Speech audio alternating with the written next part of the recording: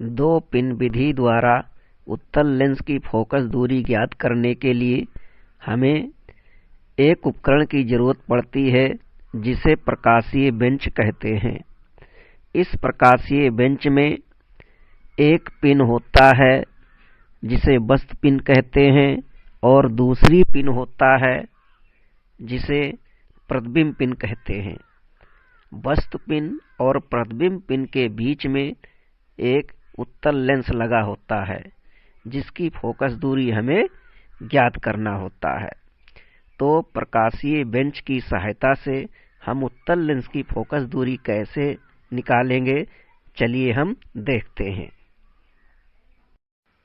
सबसे पहले हम वस्तु पिन को प्रकाशीय बेंच पर एक निश्चित स्थान पर रख देंगे।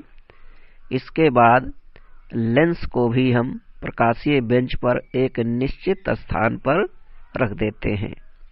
इसके बाद हम प्रतिबिंब पिन को एक आंख बंद करके दूसरी आंख से देखते हुए पीछे की ओर इतना खिसकाते हैं कि वस्तु पिन और प्रतिबिंब पिन दोनों एक दूसरे के ऊपर दिखाई देने लगे, और जब दाएं बाएं सिर करेंगे तो वस्तु पिन और प्रतिबिंब दोनों एक साथ दाएं बाएं चलेंगे। तो देखिए, इस प्रकार से वस्तु पिन और प्रतिबिंब दोनों एक दूसरे के ऊपर दाएं बाएं साथ में चल रहे हैं सिर को जब हम दाएं बाएं करते हैं।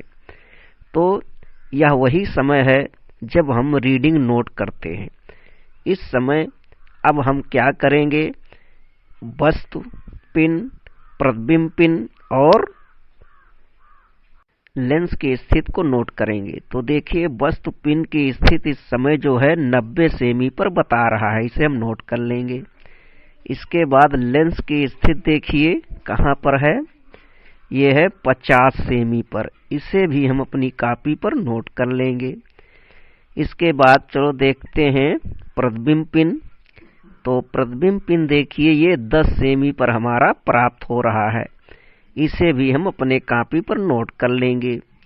यही प्रयोग हम 3 बार लगातार दोहराएंगे तो हमें एक सारणी मिलेगी जिसमें हमारा u और v का मान निकाला जाता है, और 3 रीडिंग के द्वारा हम 3 बार फोकस दूरी निकालकर मध्यमान निकाल लेते हैं। यही हमारा उत्तर होता है।